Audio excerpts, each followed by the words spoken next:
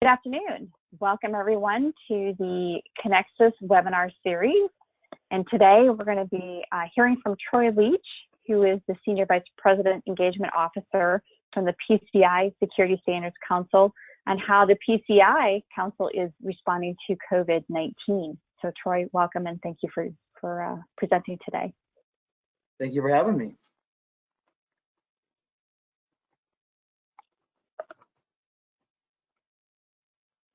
Our agenda today, I'll go through a couple of housekeeping items and talk a little bit about Conexxus, and we'll have Troy go through his presentation, and then we'll have questions and answers at the end of the presentation.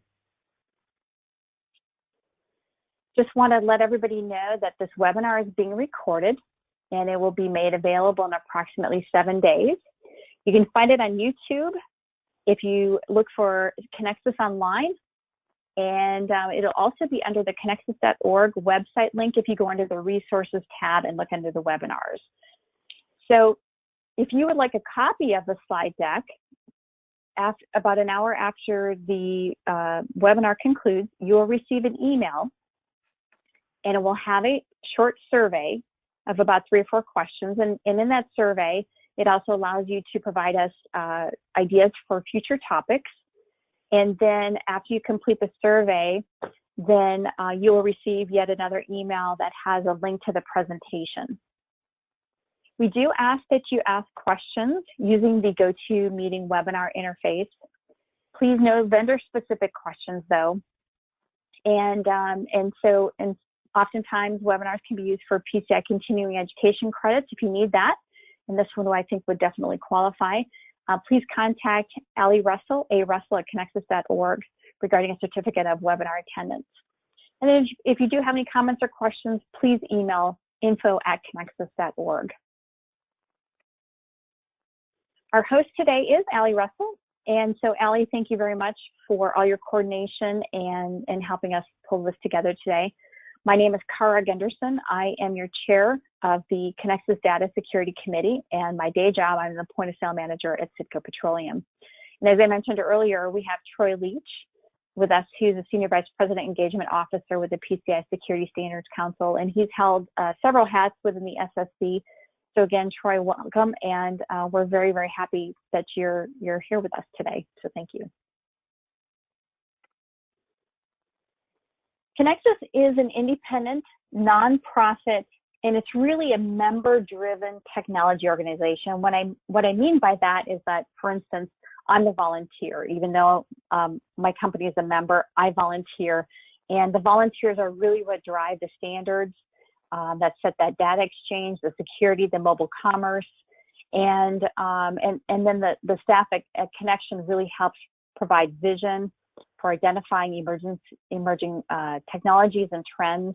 And Conexxus is a great advocate for our industry, and they're involved in a lot of different organizations, and you'll see them representing the petroleum U.S. payments industry at several different events as well. We do have a great webinar schedule. We've had some great webinars, and coming up on July 30th, we have the Point of Sale Managed Network Service Program provider, What You Need to Know. And following that, we have some great webinars also coming up in the latter part of 2020 on the next slide. And so stay tuned. And if you've been an attendee before, you're on the mailing list for that. Next slide. We'd like to thank the 2020 Diamond sponsors for Conexxus, and they are a big part of what helps Conexxus fund all of their different programs and the standards and things like that. So we want to thank all of those folks. And now I'm ready to turn it over to Troy. Troy, thanks again for joining us today and sharing all of your knowledge and great wisdom. Well, no, you've set me up too high, Cara, but I do thank you for the opportunity to come and speak with you today. What I'm going to share is 2 things. One is where we've been over the last 6 months. It feels like 5 years or more, but what we've been doing in light of the changes that have happened in our environment, how PCI standards and our programs have been impacted, some of the issues and risks that we've identified, and then also looking forward and talking much about our new upcoming standards, the PCI DSS version 4. Several of you I know have contributed to the recent request for comment period. We'll talk briefly about that and what the next steps are as well.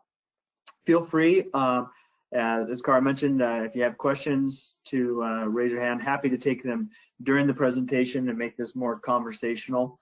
But I'll get started with those that may not work directly with the PCI Council, just a little bit of insight into who we are. Our primary mission really is around awareness and education, so that the global ecosystem for payments has a good baseline and a consistent baseline for security, regardless of what industry vertical, what region of the world that you operate in, so that there is a set of expectations that are consistent, and there's not as much diversity in having to comply and demonstrate security and governance to so many different entities, rather than just having one set of reporting. But at the council, not just with our standards, our primary mission is really around education and awareness. The vast majority of the documents we produce is around general guidance, white papers, information supplements. All of this can be found on our website, free to download. Really, our mission is the more that everyone is aware of the risk and able to find ways to address and mitigate, we can now rest a little bit more easily as an overall industry. So we also do continue to evolve our standards. I'll be talking about the DSS in particular. We have other standards that have just gone through several updates. Our PTS, POI standard, a point of interaction, which many folks that are operating both AFDs or they're operating convenience stores that have point of sale terminals may be interested in some of the changes and that announcement that was made just earlier this summer. We also are continuing to look at emerging payments. We've been doing quite a bit of work in mobile. We have several iterations of contactless standards. So we have contactless for these mobile devices. We're continuing to do work in that particular area. We have a mobile task force. And so you're starting to see a lot of ways that alternative payments are finding a larger hook and more saturation of total transactions. And now we're trying to find ways that make sure that there's consistent security applied to the development of future generations of that technology. And then also finally just aligning our standards, making sure that we're working with industry. Later today, I have a meeting with CIS, who have done some mapping of their critical controls to our DSS standard. In the past, we've mapped to the NIST cybersecurity framework for the DSS, and most recently NIST, along with SafeCode and BSA, developed their own software development framework that they cited our work about 24 times in the short document, because we have just published recently a series of software security standards and development practices. So that's a big part of our work as well, is where can we find alignment and consistency, borrow from others' great ideas, and work more collaboratively as an industry. So as the COVID-19 really began being front page news in February and March, we started, and really this began, we had the first week of March, we were all in Barcelona for our quarterly Board of Advisor meeting. And we started to see this firsthand. There's people in our hotel that were diagnosed with COVID-19. We found out after the fact. And so we had ourselves this need to react very quickly, and we started asking many different organizations, probably about 75 personal one-on-one interviews with organizations such as our advisory board, our assessor roundtable executive members, and various other industry participants. How is this impacting your organization? And from that, we were able to collect a lot of really valuable and useful information. And so we created a web page. The address is down there in the bottom left, PCISecurityStandards.org/COVID-19. And there you'll find all of this information. It is updated regularly. On the call today, I have my colleague, Lindsay Goodspeed. She is one of the drivers of this page and an author or contributor to many of these articles.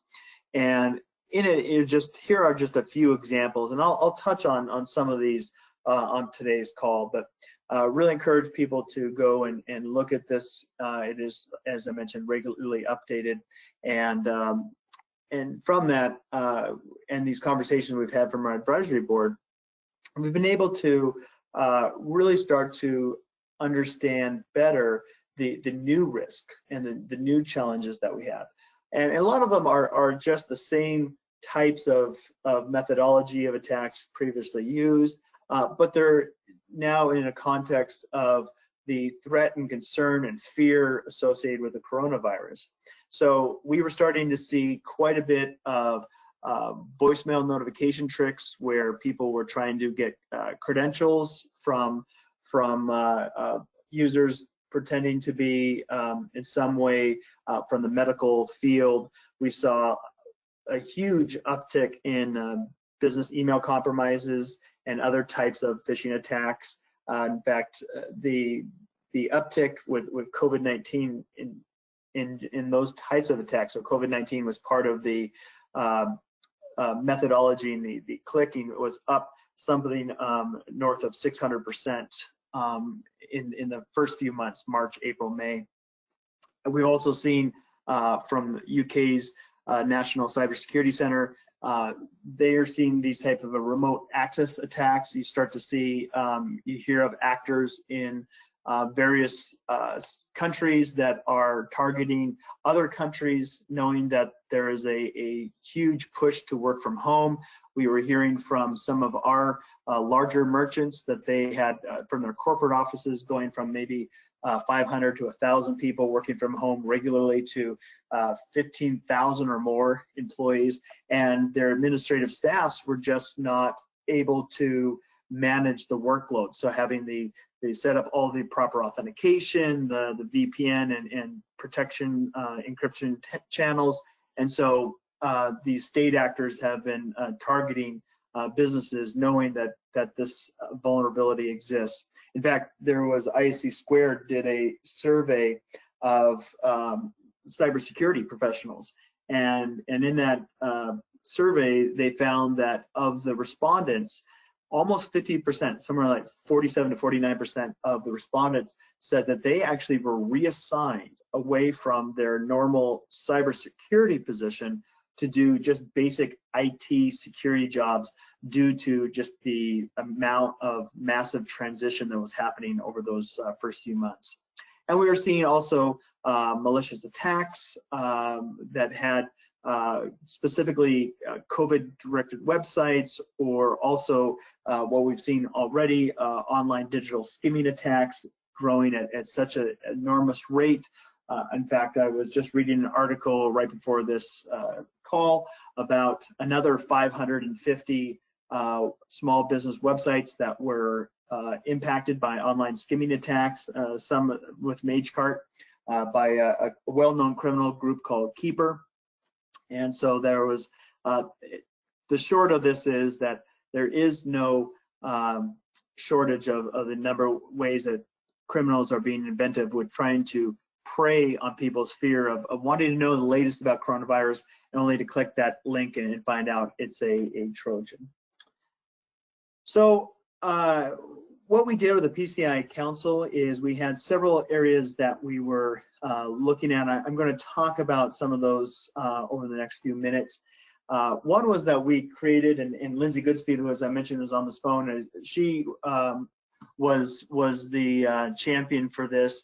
We put out 8 tips for small merchants, and where we identified areas that we thought were most prominent for this change and these small merchants going, especially if you think about the restaurant, the QSRs, maybe going from no longer in dining to only curbside takeout, possibly changing out their technology. You have a lot of smaller organizations in the retail space that were going to possibly from a only brick and mortar in-person card present transaction to just e-commerce, and setting this up so quickly so that they can have as little disruption to their business.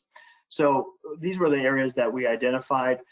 We also were hearing quite a bit of call centers moving to home networks and just people working from home. And as a result, these were some of the basic tips that we identified to be in place, and happy to spend more time on this or come back to this slide, because all of these impact not just small merchants. Many large enterprises were impacted by these as well. But if I could say one area that stood out to us, beyond just the basic security awareness training that the cardholder data should not be recorded on personal assets and home assets, was around multi-factor authentication. And so many of the recent compromises in review probably could have been prevented, or at least made much more challenging had they only had multi-factor authentication in place. And also for us, we had with our assessments, probably many of you had, if you do any type of governance with PCI DSS or other key injection facilities, probably saw some of the challenges and limitations we had as an organization. So we had put out a series of documents on guiding the assessor community. We've had webinars with them. We have a monthly monitor for our membership, both for participating organizations as well as for, and that's for anyone, merchants and vendors and everyone, and then also directly communications to the assessor community. And first was as we progressed, and I just left a call earlier this morning from our crisis management team internally, where we plan and look at the exceptions we made and the extensions we've made, and how do we continue to evaluate and adjust and work with the industry to make sure that these changes are appropriate, and we're trying to manage the risk as best as possible. So happy to hear from anyone on the call as to your perspective of that as well. But when it comes to remote assessment, yes. For this, Cara, I was just going to say we're in the middle of our annual compliance right now, and the first step that we did was ask our acquirer if they were permitting, because I think that was some of your initial guidance, is just to make sure that your acquirer was fine with that. And then we got pretty creative with FaceTime and Skyping, and just kind of almost taking videos in the building especially when it came to physical access, because that was probably the most difficult for us, was validating that physical access is restricted. And so it was kind of fun to change things up, I guess, from the old mundane that usually happens every year. But yeah, it was kind of interesting thinking a little bit out of the box, like how are we really going to show our assessor who is also remote? Yes, yeah, and that's a really good point. One of the areas that we already had appreciation for the ISA program, so our internal security assessors. We train merchants and financial processors and others. We give them the equivalent training to QSAs, and you get certified and qualified from your own organization, whether you're going to self-submit or just make sure and help reduce any friction with an annual assessment from an external source, so that there's just always an internal champion that understands and tries to keep aligned to expectations for protecting payments. And through what you're saying, Cara, one of the things that we've noticed is there is a increase in the value and the use of the ISA to do some of these things that the remote, the assessor could not come on site, they were not allowed to travel, but there were still ISAs on site that could help collect the evidence, they could help demonstrate some of the testing procedures could be done and tested, and there was higher confidence by then the QSAs to use that, which was really not really an option before. And for this, you know, we in some of our guidance we said we want to identify the assessment activities that could be performed remotely, and these would be things like reviewing of the documentation, making sure doing interviews with personnel so that they understood what the security responsibilities were, that the processes they knew and could demonstrate were in place, collecting some of that evidence, or I should say reviewing the evidence that maybe an ISA collected for them, of just you know, personnel's acknowledgement of security responsibilities and whatnot. But then we also were, you know, candid that some of these security requirements through all of our standards just may not be possible to demonstrate at this time if there is restrictions from travel and being able to be on site. And some of the ways that, as Cara mentioned, going to your acquire and working with the payment brands and working with everyone to align that, to understand what those limitations are. And I've been very pleased from a outsider's view, at least, looking in just the willingness of the entire industry to work together and find ways that they can agree to what is reasonable demonstration of security.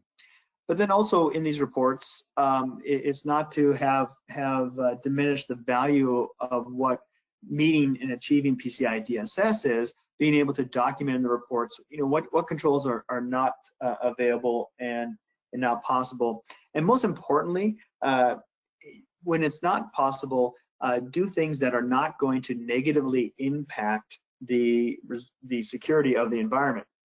So we were hearing, I'm sure Cara was doing it in very good creative ways, but we were hearing of other creative ways of people were just disabling all of their perimeter firewall protections, and so that the assessor could come in and verify remotely other security controls. Well, that's we don't want to have those type of situations and scenarios.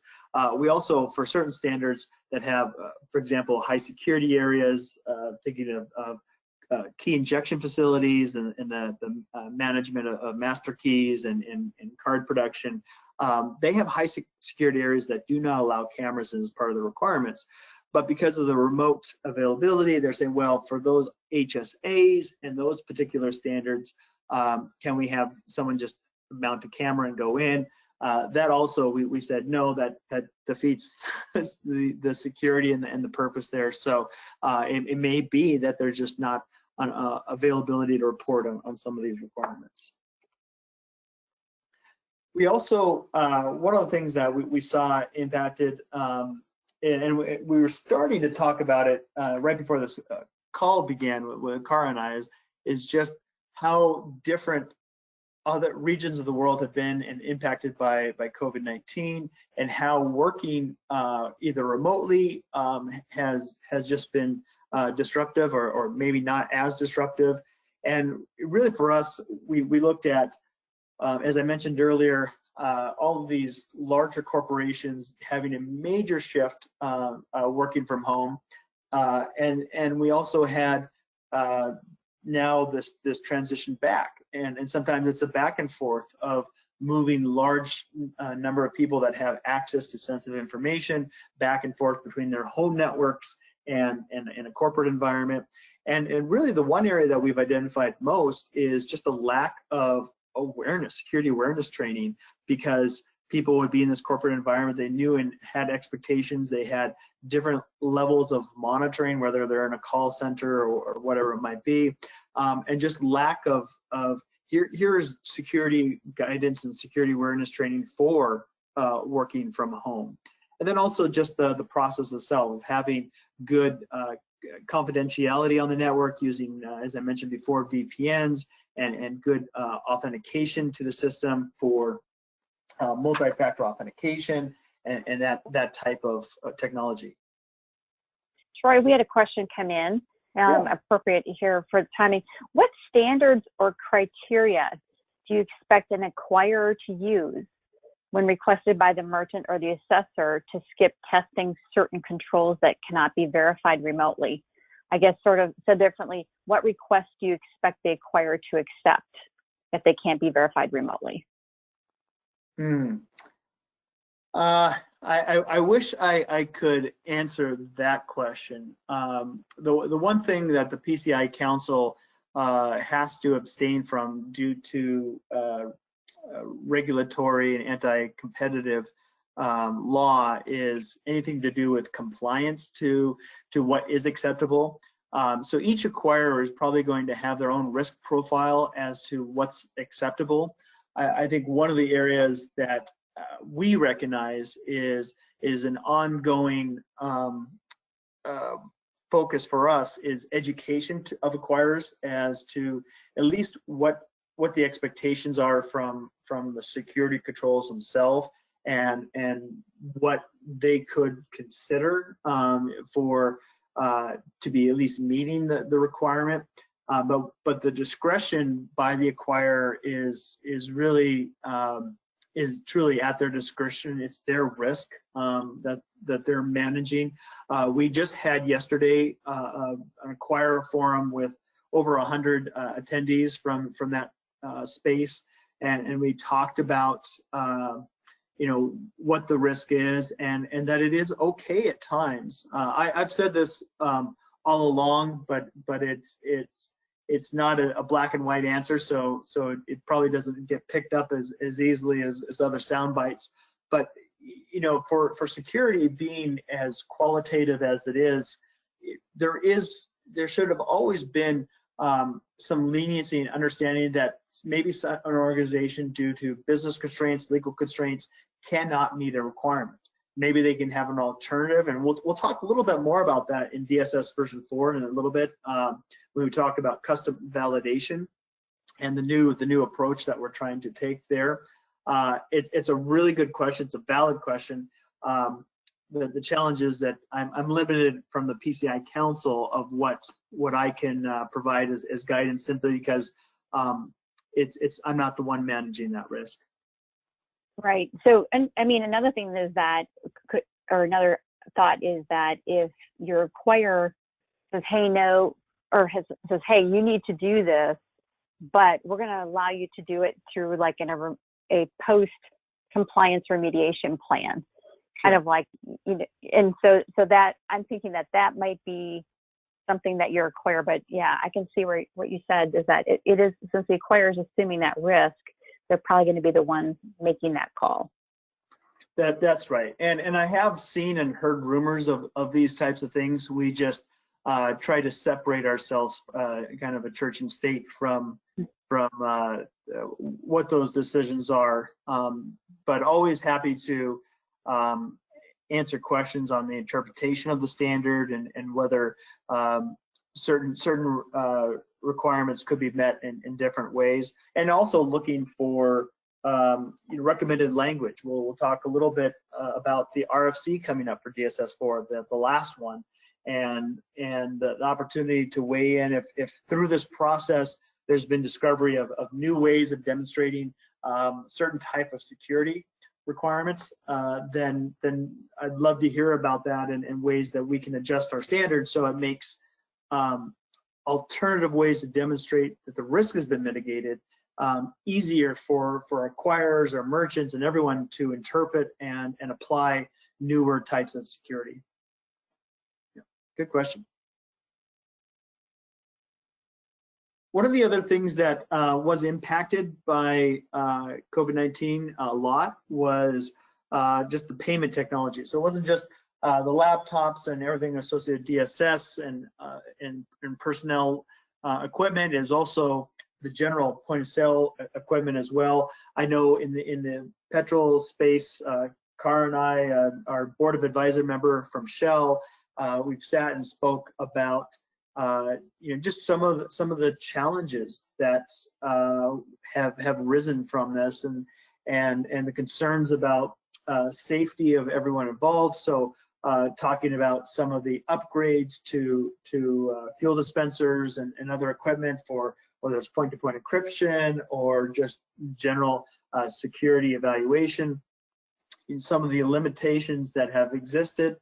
We've also heard some of the disruption of supply chain. So for PTS POI, point of interaction devices, version 3, when this started, version 3 devices, the deadline to implement a new rollout of point of interaction devices was going to be end of April.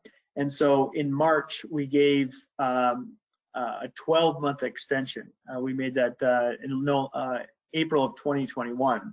And now we encourage people that they are using version 4, version 5. We've now released version 6. So you're looking at more of a decade old of newer technology that has better security, more responsive and proactive security. So we highly encourage people to be rolling out later versions of the POI standard or technology that has been tested to that.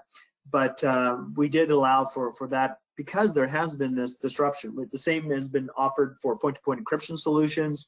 There was 2, and there are several website articles, and we just finished talking internally about more communication on this. But there was for some of the component providers, there was additional exceptions made, and then also just the health and concern. Convenience stores, associated gas stations, grocery stores, large retail, they stayed open during the height. I guess maybe we're still in some areas of the country, in the U.S., in the height of this first wave, and there's a lot of concern about the hygiene, the health and safety of the employees, as well as the customers that were interacting with the devices. So we put out some information around how to properly disinfect devices. There was talk about overlay protections and possibly removing them but the reality was, as the more we interviewed and talking with law enforcement, and the increase in overlay abuse and skimming attack that we're seeing in many metro cities in the U.S. and beyond, having those protections but still having a good way to disinfect was important to us. So we've been promoting that, as well as contactless. We've seen especially in Asia, India, Australia, New Zealand, a huge uprise in the use of contactless. You see adjustments made by European regulators around contactless as well. So as that's all happening in the world, we PCI Council want to make sure that we've help educate on the contactless standards we have. We've done quite a bit of work recently with mobile contactless, but obviously we have the card production contactless as well, and trying to raise awareness for the security that should be applied with those type of transactions. I did not realize, I forgot that I kept a slide in here. So this is everything I just talked to. I was going from memory, but just to reiterate, on our website you can find more information about how you keep payment terminals both safe hygienically, but also safe from cyber criminals, and then about contactless transactions and understanding the importance of overlays and why keeping those in place is important to us. So with all that, I'm going to go and start to update on PCI DSS version 4.0 and what are the next steps for that. So if you were part of the original contributions, thank you. We had our first RFC. It was almost the second RFC in over the fall of last year. We received over 3,000 comments. I want to say the number was around 3,250 approximately, and that's a lot of comments to go through, especially as we changed our approach actually several of the participants from this call, it was a request to see more transparency in what we did with comments. So if you participated in that RFC, you'll have a chance to see how we responded, not only your comments, but sometimes your peers' comments that were conflicted with each other. But this shows the timeline of where we are. The next RFC will be this fall, and we'll be able to show what the results were. And then the hope is that we will finish the standard. And I have to emphasize finish the standard. I'll come back to a different timeline about implementation, but we finished the standard in end of second quarter of 2021. And all the supporting documents, the training programs, the program requirements, the self-assessment questionnaires, and all that will be completed by the end of 2021. Here are some of the areas that, and there will be a blog, if it's not out already, very shortly on our website, discussing what some of the areas of prominence were that we were discussing. One was use of strong cryptography for all transmission of cardholder data, recognizing that we work operate in this very intermixed world now, where there is no really private network. We have so many third parties that either they're software or they're managing services for us. It's very hard to delineate and create a clear segmentation like we could say 10, 15 years ago. And so one of the ideas was talking about cryptography and should all transmission of data, not just on public networks, but in private internal networks be encrypted as well. We got quite a bit of comments about concerns of cost and implementation of that, but that was one area, and you'll see changes reflected in the upcoming updates. A lot around authentication, password management, managing the third parties, both from a software third-party management and seeing how we could use our new software security framework to apply, but also just in the authentication of third parties as well. We had a lot of it with NIST and obviously some of the updates that they did with password management, and a lot of confusion. A lot of folks that have not actually read the NIST special publication on passwords, assuming that there was this push to eliminate passwords, which actually wasn't a predominant part of their recommendations, but trying to balance out how do we advance and evolve our types of authentication with some of the suggestions by NIST and others. And then also, present all factors before success or failure. This is the multi-factor and using things like SMS and some of the challenges we've seen over the years. So a lot in general on requirement 8. That was, if I said one requirement we knew going in was probably going to have a lot of recommendations to evolve, which is around passwords and authentication. That's the one that it was no surprise to me when I saw this information. And then also data discovery. So we have, we've for 10 years have had elements of data discovery methodology in the requirements, but looking at, because it's so open now, the way that we just operate in our technology, is there ways that we can be better at, if we can't build higher walls and sturdier gates, can we at least be more aware and knowledgeable where data possibly might be leaked? And so we had a lot on data leak prevention as well. Troy, we had a couple of questions come in. Yeah. First one is this information publicly available? And I think I know the answer to that, and the answer is no until it's published. However, if you want to be part of the review process, you're welcome to join the PCI DSS as a participating organization. Is that correct? Absolutely, yes. So the RFC, what we do with people's comments, because we want to be sensitive to the contributors, they go in full well knowing that other contributors can see their work, but just like any other standards body, it is kept, the comments, the feedback comments are kept just to the contributors. But I will say what you see on the screen, this is information that I believe is out today. But if not, it'll be out.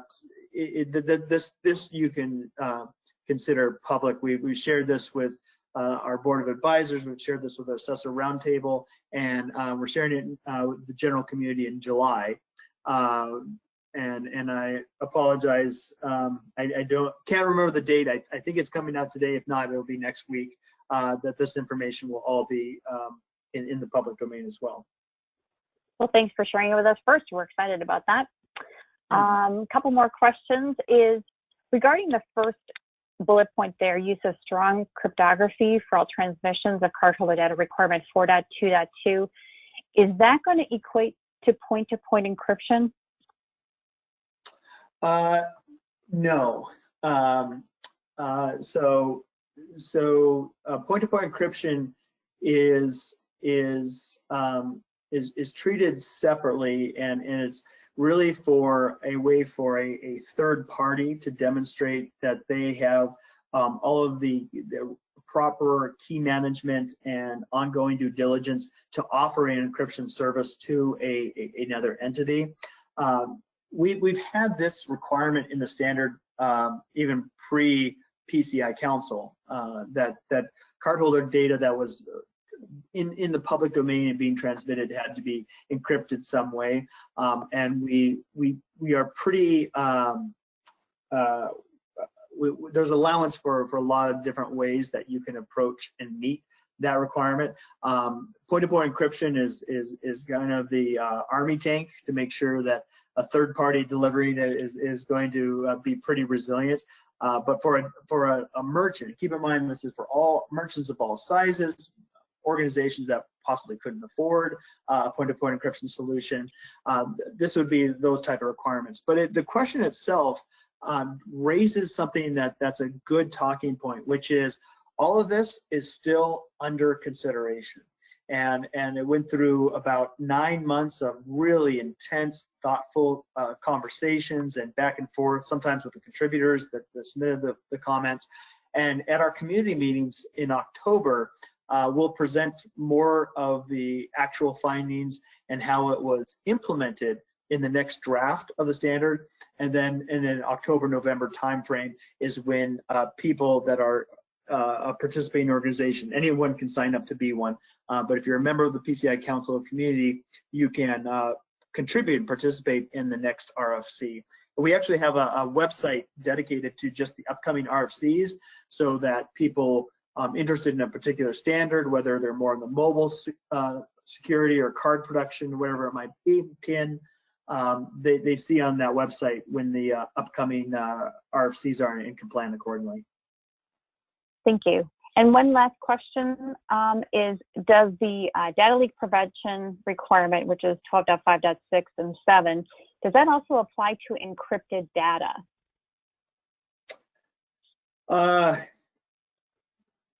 That is a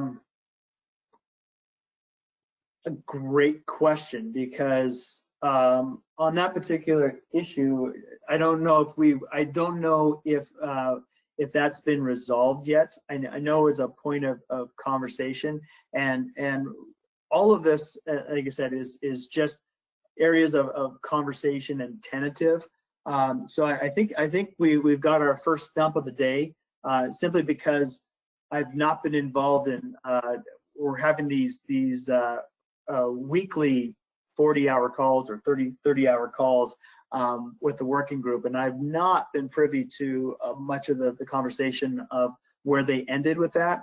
And again, whatever they come up with will just be a draft that will go into the next version of that standard. So I simply don't know the answer to that. I'll have to go back and research myself. Great, great. And I'm sure Lindsay, who's on your team on this call, is seriously taking notes on that one. So this is a great subject, because we had some more questions coming in. is when we have looked at the present all factors before success or failure for any factor that's provided, quote unquote, most multi-factor authentication does not work that way. So in fact, at the time, the only solution that worked that way was RSA. So is the council seeking to lock merchants into specific solutions? Or is it just gonna, I would guess it's just gonna continue as guidance as you typically have in the past? Right, yeah, so what we're trying to prevent is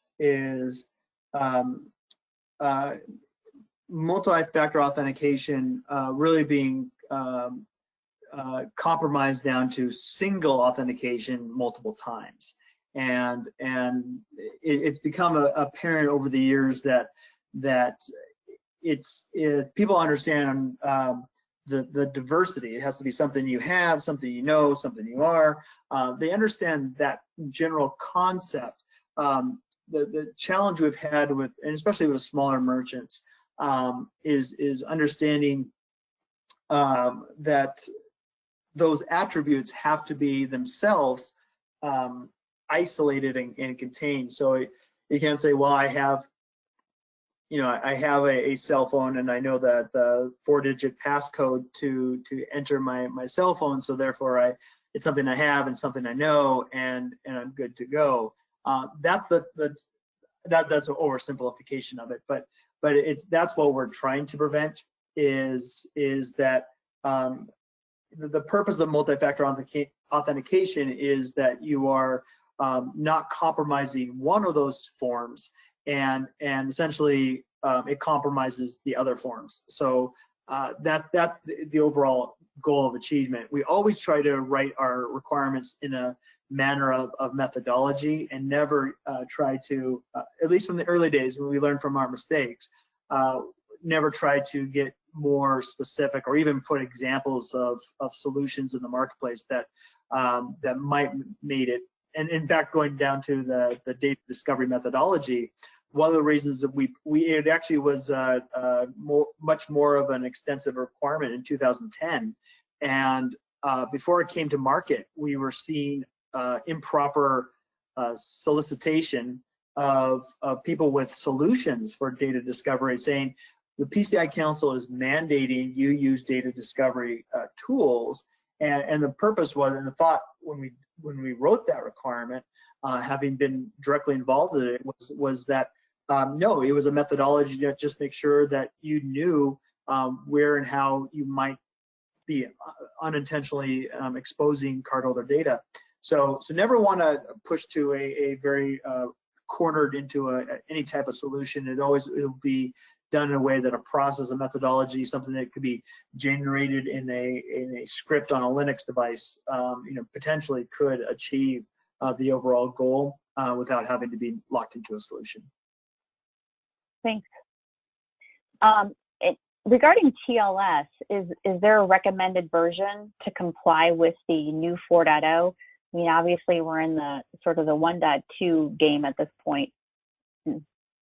Yeah, so it's interesting. Even today, with all the COVID, and I have other slides that talk about the statistics of COVID, and being, just for our downloading information from a website, being 3 of the top months. But the #1 article still downloaded is like from 2017, 2018, related to transitioning to TLS. So there's a lot of aging that happened at the PCI Council related to that, and part of it was we typically hate putting in dates associated with anything. With TLS previously, we'd used SSL as an example for over a decade in our standard, and the industry had moved on. NIST had deprecated it. All the cryptography organizations around the world had somewhere between 4 to 7 years prior deprecated SSL, and the TLS one that came out in 2005 or whenever it was, had been in the market long enough that we thought, okay, there should be an ability to transition. So we will try in this next version, and we learned our lesson. We'll get away from using those types of examples, also using ways that limits our own ability to evolve and allow the industry to evolve. We want to be in that middle ground between a very high level, say a regulatory standard that is very generic, to a very prescriptive standard, maybe a NIST or other type of standard that is very specific.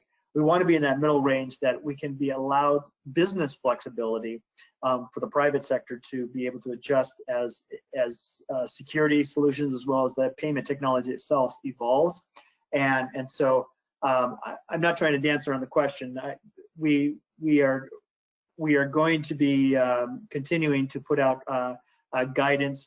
Part of that challenge, though, is there has been, if you're following the TOS coverage, and who isn't really? I mean, it's so interesting. But there's issues with TLS 1.3. There's different issues with TLS 1.2. Obviously, known vulnerabilities and easy exploits for earlier versions of TLS and SSL. So more to come on that. But the guidance we put in the document itself will just encourage people to be leveraging the current most recommended industry standard at the time. Thanks. Yeah, I find that the guidance, next to the requirement, the guidance and the extra guidance is often helpful to try and figure out what you need for your own environment, because everybody seems to be a little bit different. Last question that we had, and then we'll move on, is multi-factor authentication required for all employees with access to the cardholder data, or only for access for administrative purposes? In the current standard, it is only for administrative purposes. And again, I can't speak to, I don't believe, but I can't speak to the current draft. A lot more is to come on that. And my next slide will help with setting some of those expectations. But the current requirements, and for some time to come, is it's really around those that have administrative access into sensitive areas that would be holding large amounts of cardholder data. Thanks. All right, we'll let you move on now. Thanks, Troy. No, great questions. Super questions. Yeah, we do have a brainy crowd. Yes. Yes. No, it's great. It's great to have. It helps us also, as you said, take notes and stimulate ideas for future discussion or changes to the standard itself. And one of the biggest changes, and this truly is why it's a 4.0. This is the radical change.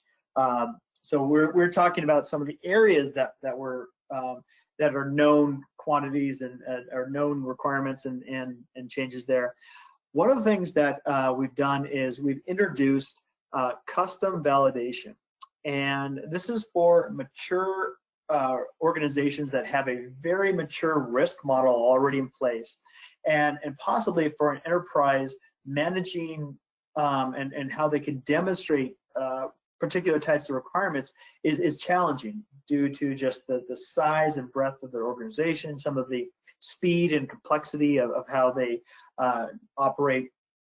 And so what this introduces is really it's for each requirement, each of the top requirements, there are now new intent statements that reflect what the goal is. What is one of the folks from the working group says, what is the mischief statement? What is the mischief we're trying to prevent? And then allow organizations to be able to more easily document and demonstrate alternatives to the design, testing procedures, and security requirements as they've been written in the past.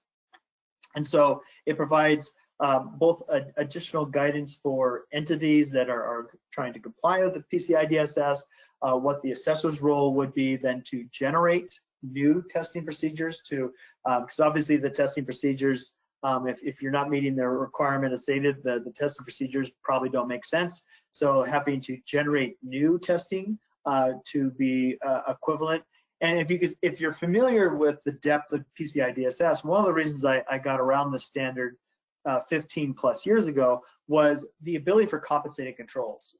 And the idea was that there needs to be more flexibility in standards compared to the prior draconian approach of finance requirements that many of the security controls borrowed from in the 70s and 80s.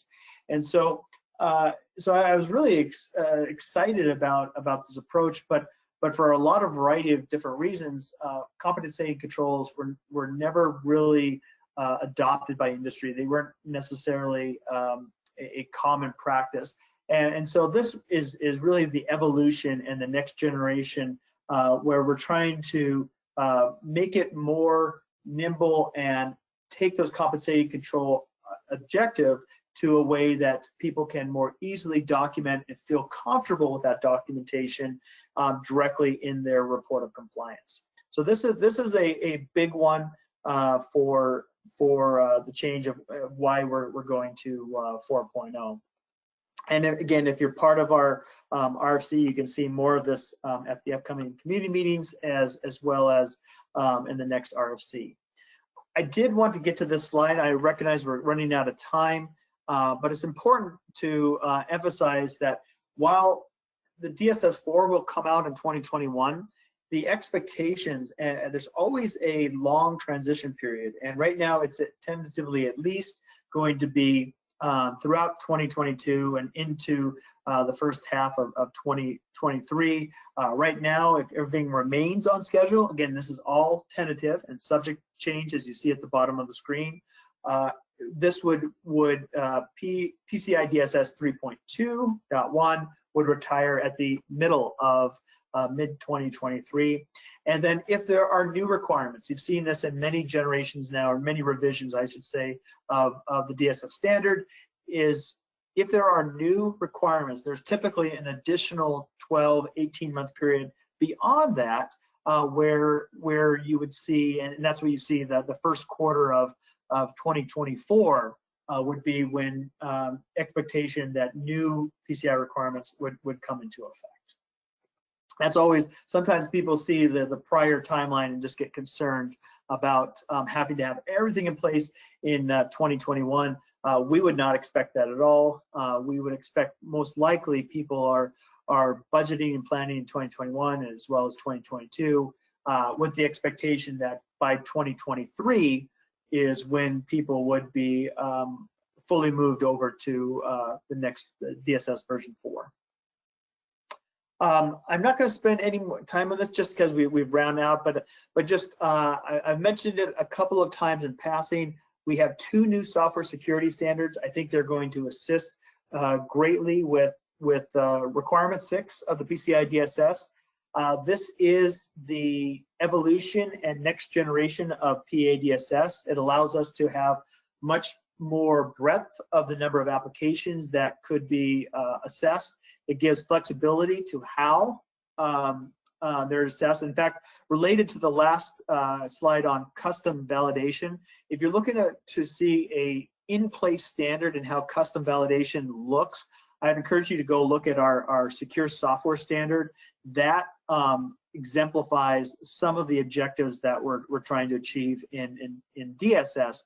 But in short, we have, I think, middle of next year, 2021, is when new submissions for PA DSS applications will expire, and we are now have transitioned most of our PA QSAs over to being software security assessors.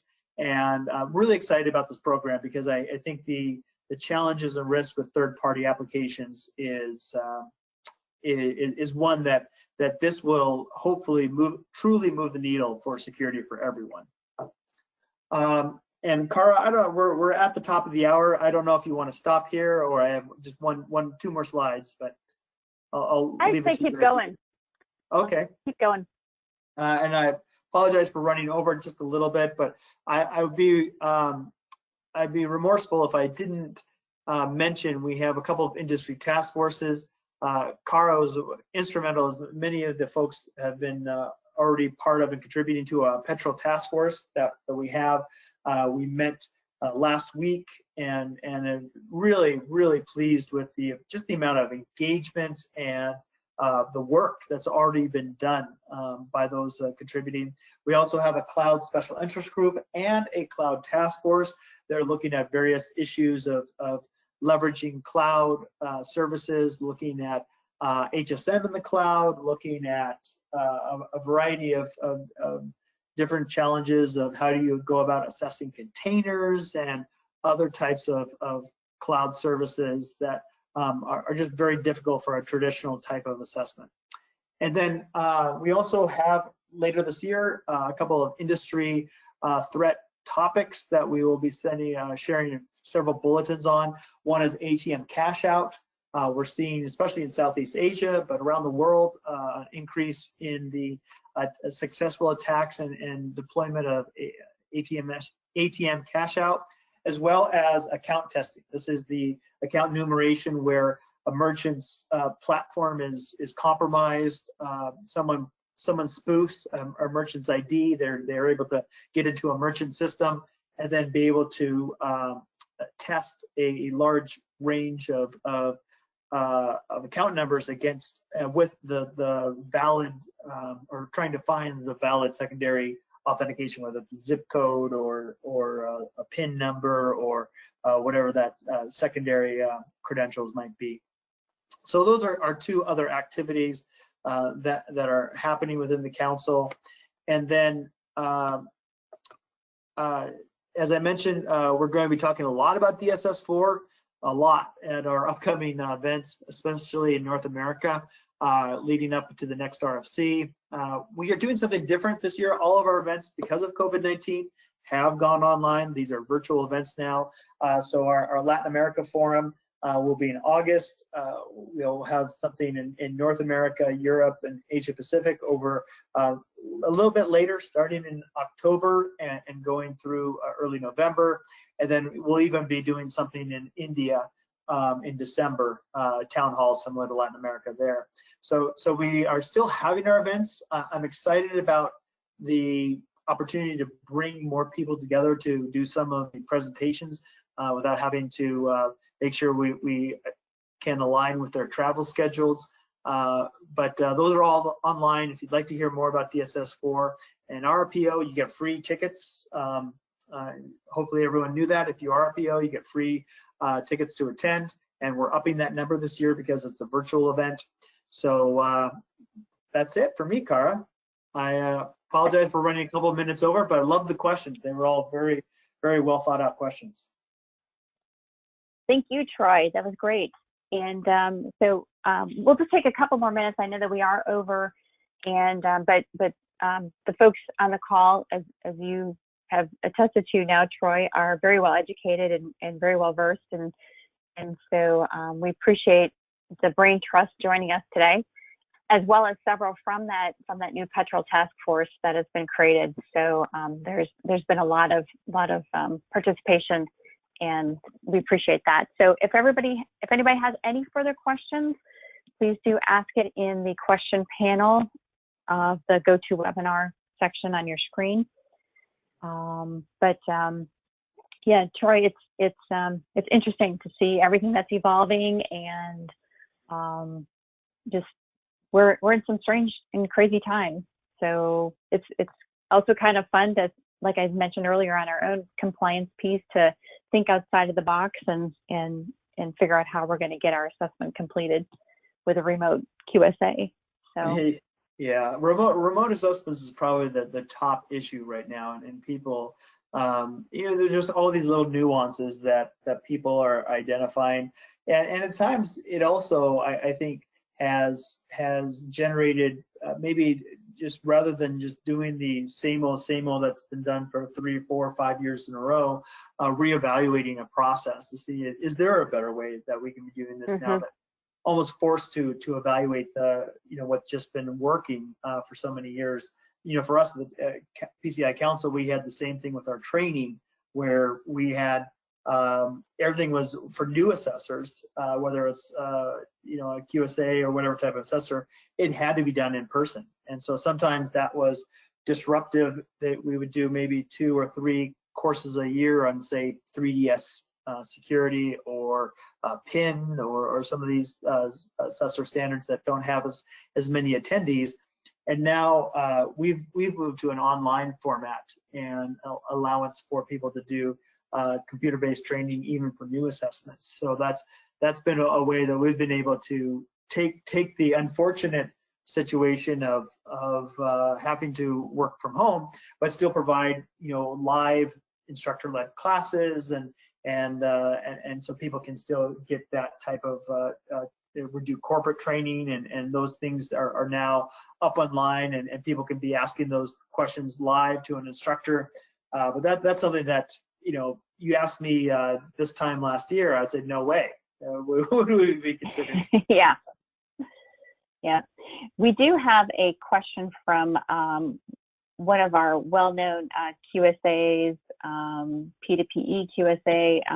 He's quite decorated, and so the question is fairly long. So, but it says, doesn't the notion of requiring strong cryptography on all transmissions of cardholder data, even if it's segmented within the cardholder data environment, doesn't that create an unsolvable regression problem where the transmission between systems becomes a transmission between instances within a virtualized environment, which then becomes a transmission between trusted microservices, which degrades into transmission between processes housed within a virtual operating system. That ultimately degrades to transmission between protected processes existing within protected memory. Has the SSC considered that the lines between quote-unquote processing and quote-unquote transmission are blurred within a trusted virtualized network, and requiring strong cryptography for that transmission for highly virtualized environments, making it nearly impossible to perform encryption without traversing virtual network fabric? I guess the same applies with the retrieval of clear text keys for performing cryptographic operations. These keys must traverse similar processes. Did you get all that, Troy? I did. Okay. And the simple answer is we're still working on a way to encrypt the entire internet, and just make it all encrypted. And to emphasize the point, to make sure that I did a good job of explaining it, is that was a proposal. I do think that we had quite a bit of comments that were similar in nature to that comment question, which is there's a lot of complexity to this. So it's really between a rock and a hard place, in that we have some areas that are more susceptible to risk. Now keep in mind, anywhere that data is supposedly at rest, it's already is required to be encrypted, and even that in itself probably there's examples in that could be drawn from that question, or even the existing 15-year-old requirement for data at rest being encrypted is sometimes a challenge because everything is so volatile anymore. And how do you deal with the challenges of criminal activity and now RAM scrapers are old news, but they're still a very easy way for us for criminals, that is, to extract data. So there's challenges that we see a lot of inappropriate third-party access. Some it's legitimate corporate transactions. Some of it's just already a security breach into these areas, and how do we create a layer of defense against a very porous network anymore? So we had for many years, you'd see budget lines, network security would be approximately 36-40% of an overall budget. because so much emphasis was put on protecting that perimeter, and now we let everyone in through that perimeter and to do whatever third-party service it is. So how do you maintain some level of confidentiality? Obviously, some of these aspects we'd love to say that the PAN itself, and those are other conversations that were had, and the hundreds and hundreds, if not thousands, of hours that have been poured into DSS4 is, what is the criteria for what equates for cardholder data? Is the PAN by itself, or PAN with certain types of elements of data legitimate for having the standard apply? So the question poses just a lot of the challenges and complexity. So I will say there was many comments came back similar, saying that they really discouraged the trying to encrypt all transmission of data due to the complexity that was just shared. So that's probably, if I can't speak to the next version of the draft, but I do know that will be heavily weighed as a consideration, that while there's clear risk, it may be that the security to protect it, at least the exposure of clear text account information, just may not be resolved in this version of the standard. Thank you. Okay, great questions. Thanks again to Troy. Thank you very much for the audience. And Troy, if you just advance to the next screen.